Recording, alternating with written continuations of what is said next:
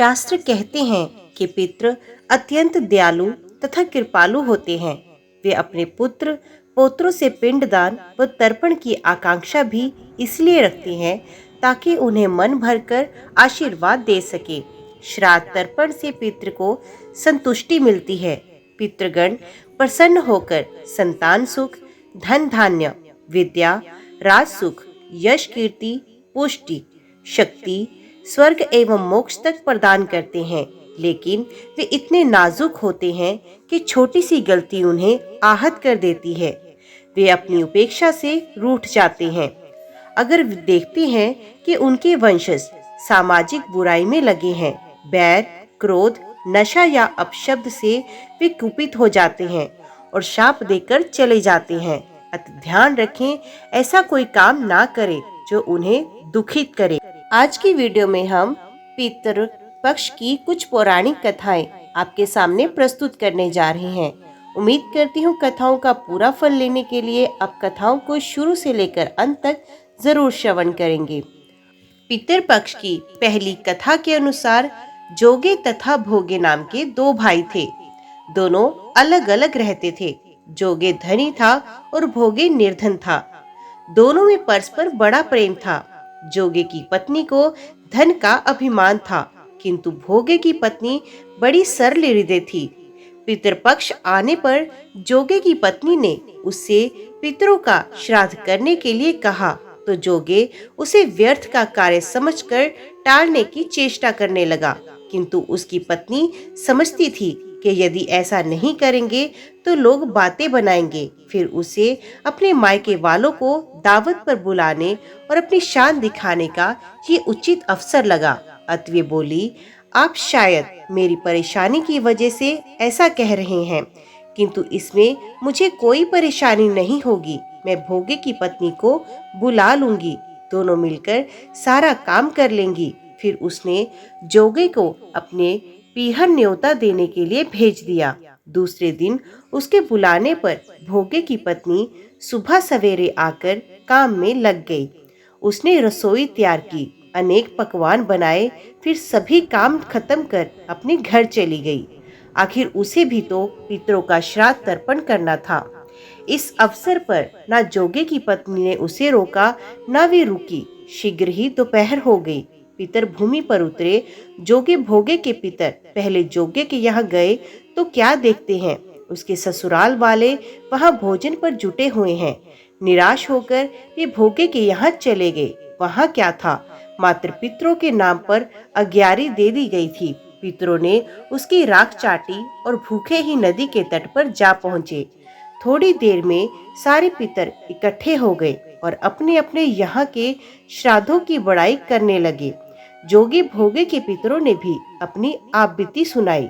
फिर वे सोचने लगे, अगर भोगे समर्थ होता तो शायद उन्हें भूखा ना रहना पड़ता, मगर भोगे के घर में तो 2 जून की रोटी भी खाने को नहीं थी। ये सब सोचकर उन्हें भोगे पर दया आई। अचानक वे नाच नाच कर गाने लगे, भोगे के घर धन हो जाए, भोगे के घर धन हो जाए।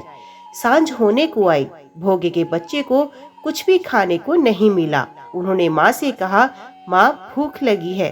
तब उन्हें टालने की गरज से भोगे की पत्नी ने कहा, जाओ, आंगन में होदी औंधी रखी है, उसे हजाकर खोल लो और जो कुछ मिले बांट कर खा लो। बच्चे वहां गए तो क्या देखते हैं कि होदी मोहरों से भरी हुई है। वे दौड़े दौड़े माँ के पास पहुंचे, उसे सारी बात बताई। आंगन में आकर भोगे की पत्नी ने ये सब कुछ देखा तो वे भी हैरान रह गई। इस प्रकार भोगे भी धनी हो गया, मगर धन पाकर वे घमंडी नहीं हुआ।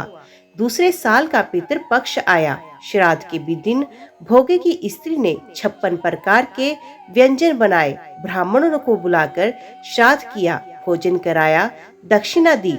जेठ जिठानी को सोने चांदी के बर्तनों में भोजन कराया। इससे पितृ बड़े प्रसन्न तथा तृप्त हुए। अपने पितरों के लिए जो भी कार्य करें उसे श्रद्धा पूर्वक करें। प्रत्येक व्यक्ति को इस पक्ष में श्राद्ध का कार्य अपने सामर्थ्य के अनुसार श्रद्धा पूर्वक करना चाहिए। पितरों के लिए किए जाने वाले सभी कार्य उन्हें श्राद्ध कहते हैं। शास्त्रों में 3 ऋण विशेष बताए गए हैं, देव, ऋषि और पितृ ऋण। ये हैं वो 3 ऋण जो बेहद महत्व रखते हैं। श्राद्ध की क्रिया से पितरों का पितृ ऋण उतारा जाता है। शास्त्रों में कहा गया है कि श्राद्ध से तृप्त होकर पितृ ऋण समस्त कामनाओं को तृप्त करते हैं। शास्त्रों में वर्णित है कि ब्राह्मणों के मुख से भगवान भोजन करते हैं। पितृ पक्ष में अपने पितरों का विधि विधान से किया गया पूजन, तर्पण तथा भोजन आपके पितरों को ही प्राप्त होता है। इसलिए ब्राह्मण ही हमारे तथा पितरों के बीच सेतु का कार्य करते हैं। हमें उनकी बेवजह आलोचना या प्रशंसा ना करके अपने कर्म पर ध्यान देना चाहिए, जिससे पितृ प्रसन्न होकर आपको भौतिक समृद्धि प्रदान करे। श्राद्ध पक्ष में पिंडदान, तर्पण आदि योग्य और जानकार कर्मकांडी पंडितों से ही करवाना चाहिए। दूध, दही, घी गाय का हो। मृत परिजनों के श्राद्ध में दूध, दही, घी का प्रयोग किया जाता है। इसमें ध्यान रखने वाली यह बात यह है कि दूध, दही, घी गाय का ही होना चाहिए। वे भी ऐसी गाय का ना हो जिसने हाल ही में बच्चे को जन्म दिया हो, मतलब उस गाय का बच्चा कम से कम 10 दिन का हो चुका हो। शास्त्रों में चांदी को श्रेष्ठ धातु माना गया है। श्राद्ध में ब्राह्मणों को भोजन चांदी के बर्तनों में करवाया जाना चाहिए। चांदी पवित्र और शुद्ध होती है, जिसमें समस्त दोषों और नकारात्मक शक्तियों को खत्म करने की ताकत होती है। यदि पितरों को भी चांदी के बर्तन में रखकर पिंड या पानी दिया जाए तो वे संतुष्ट हो जाते हैं। चांदी की उपलब्ध ना हो तो पेड़ के पत्तों से बनी पत्तल से में भोजन परोसे। ब्राह्मण को भोजन दोनों हाथों से परोसना चाहिए। एक हाथ से भोजन परोसने पर माना जाता है कि वे बुरी शक्तियों को प्राप्त होता है और पितरों से ग्रहण नहीं करते। ब्राह्मण शांति से भोजन करे। ब्राह्मण को भोजन करते समय एकदम शांत चित्त होकर भोजन ग्रहण करना चाहिए। भोजन करते समय बीच बीच में ना तो बोले, ना ही भोजन के अच्छे या बुरे होने के बारे में कहे। इसका कारण ये है कि आपके पितर ब्राह्मणों के जरिए ही भोजन का अंश ग्रहण करते हैं और इस दौरान उन्हें बिल्कुल शांति चाहिए। शास्त्रों के नियमों के अनुसार श्राद्ध परिजन की मृत्यु तिथि तथा चतुर्दशी के दिन ही किया जाना चाहिए। 2 दिन श्राद्ध करने से पितृ संतुष्ट होते हैं। श्राद्ध केवल परिजनों के साथ ही करें। उसमें पंडित को छोड़कर बाहर का कोई व्यक्ति श्राद्ध पूजा के समय उपस्थित ना हो। श्राद्ध पूजा के दौरान पिंड बनाने में जौ, तिल का प्रयोग किया जाता है। जो तिल पितरों को पसंद होता है। कुश का प्रयोग भी श्राद्ध पूजा में होता है। ये सब चीजें अत्यंत पवित्र मानी गई हैं और बुरी शक्तियों को दूर रखती हैं।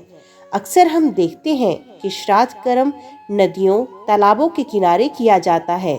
इसका कारण ये है कि श्राद्ध ऐसी जगह किया जाना चाहिए जो किसी के आधिपत्य में नहीं आती।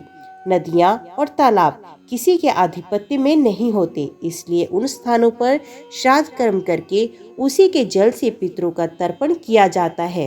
अपने मृत परिजनों के श्राद्ध में बहन, उसके पति और बच्चे यानी भांजे भांजियों को अवश्य बुलाना चाहिए। यदि वे शहर में नहीं हैं, कहीं दूर रहते हैं तो बात अलग है, लेकिन शहर में होते हुए भी उन्हें आमंत्रित जरूर करना चाहिए। श्राद्ध करते समय कोई भिखारी आपके द्वार पर आए तो इससे अच्छी बात और क्या हो सकती है। उसे सम्मान भोजन कराएं। श्रद्धा पूजा के बाद गरीबों, निःशक्तों को भी भोजन करवाना चाहिए। श्राद्ध में खीर सबसे आवश्यक खाद्य पदार्थ है। खीर के अलावा जिस मृत परिजन के निमित्त श्राद्ध किया जाता है उसकी पसंदीदा वस्तु भी बनाएं। ब्राह्मणों के अलावा देवताओं, गाय, कुत्ता, कौआ, चींटी का भी भोजन में हिस्सा होता है। इन्हें कभी न भूलें। श्राद्ध के बाद ब्राह्मणों को यथाशक्ति दान दक्षिणा, वस्त्र दान में दें। भगवान श्री कृष्ण कहते हैं कि आत्मा कभी नहीं मरती, ये बस एक शरीर से दूसरे शरीर में चली जाती है। इसलिए आप अपने पूर्वजों को जब भी कुछ अर्पित करते हो तो वो उन्हें मिलता है। दानवीर कर्ण, जिनके नाम के आगे ही दानवीर था, उन्होंने पूरी उम्र बहुत दान दिया। जो भी उनसे कुछ मांगता वो उसे जरूर देता। कर्ण जब परलोक गए तो वहां उन्हें वो कुछ दोगुना दिया गया जो कि उन्होंने दान में किया था। लेकिन वो सब हीरे, जवाहरात और सोना चांदी थे। कर्ण को खाने को कुछ नहीं मिला क्योंकि उन्होंने कभी भोजन दान नहीं किया। कर्ण भूख से व्याकुल हो गए। अंत में यमराज की विनती करके धरती पर जाकर फिर से दान करने की आज्ञा मांगी। यमराज ने कर्ण को 14 दिन का वक्त दिया। कर्ण ने धरती पर आकर जमकर भोजन दान किया और श्राद्ध किया। जब कर्ण परलोक वापस आए तो उसके पास खाना पहुंच चुका था। इसलिए हिंदुओं में भोजन दान करना बहुत शुभ माना जाता है। श्राद्धों के दौरान तो गरीबों को भोजन खिलाना ही चाहिए। इसके जरिए हमारे पूर्वजों को सीधे ये पहुंच जाता है।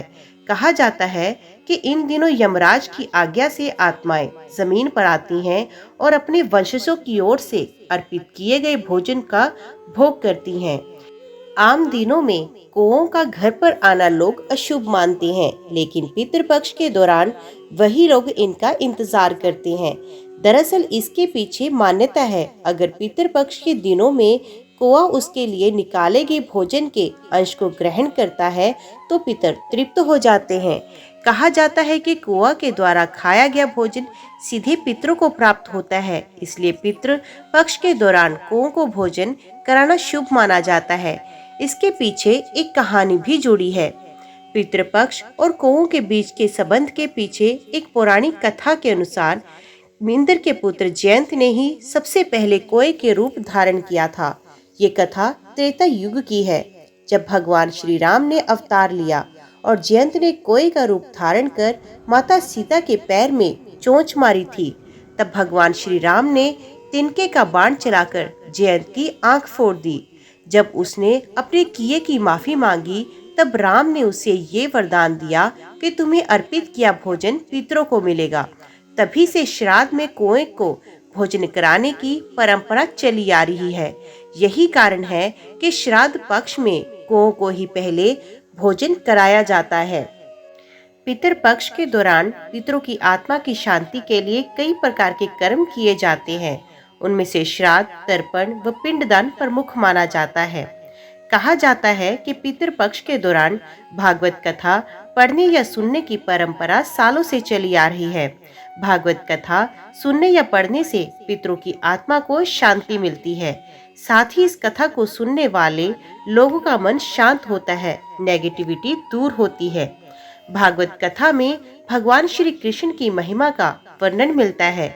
भागवत कथा को सुनने या पढ़ने से श्रद्धालुओं के बुरे विचार खत्म हो जाते हैं और मन गलत कर्म करने से दूर भागता है। महर्षि वेद व्यास ने महाभारत की भी रचना की थी, लेकिन इस ग्रंथ की रचना के बाद भी उनका मन अशांत था। उस समय नारद मुनि ने उनकी उदासी का कारण पूछा तो उन्होंने कहा कि मैंने महाभारत जैसे ग्रंथ की रचना की, फिर भी मेरा मन अशांत है। इस पर नारद मुनि ने जवाब देते हुए कहा कि महाभारत ग्रंथ में परिवार की लड़ाई है, युद्ध में अशांति है, जिसकी वजह से आपका मन अशांत है। अब आपको ऐसे ग्रंथ की रचना करनी चाहिए जिसको पढ़ने के बाद मन को शांति मिले, जिसके केंद्र में भगवान हो और जिसका मूल सकारात्मक हो। तब महर्षि वेद व्यास ने श्रीमद् भागवत कथा की रचना की, जिसके केंद्र में भगवान श्री कृष्ण को रखा और उनकी लीलाओं की मदद से संदेश दिया कि दुखों का और परेशानियों का सामना सकारात्मक सोच के साथ करने से जीवन में शांति बनी रहती है। ऐसे भी पितृपक्ष के दौरान मन की शांति के लिए भागवत कथा पढ़नी व सुननी जरूर चाहिए और इसकी परंपरा सालों से चली आ रही है। ऐसा करने से मन शांत रहता है, पितर संतुष्ट होते हैं और व्यक्ति के मन से अच्छे विचार पनपते हैं और बुरे कर्म करने से दूर भागता है। आज की वीडियो में इतना ही। आपको ये भी बता दें कि आपके इस चैनल पर भागवत पुराण की कथाएं नियमित रूप से अपलोड की जा रही हैं और आज से आपके इस चैनल पर भागवत गीता के अध्याय भी पढ़े व सुने जाएंगे। उम्मीद करती हूँ आपको ये कथाएं भी पसंद आएंगी और कथाओं का पूरा फल आप शुरू से लेकर अंत तक कथाओं को पूरा सुनकर जरूर प्राप्त करेंगे। तो आज की वीडियो में इतना ही। उम्मीद करती हूँ वीडियो आपको पसंद आई होगी। वीडियो पसंद आई हो तो वीडियो को लाइक और चैनल को सब्सक्राइब जरूर कीजिए। कमेंट बॉक्स में अपनी हाजिरी और अपने सुझाव देना ना भूलिएगा। तो मिलते हैं अगली वीडियो अगली कथा के साथ। तब तक के लिए देखते व सुनते रहिए। जय मकंजर, जय माता दी।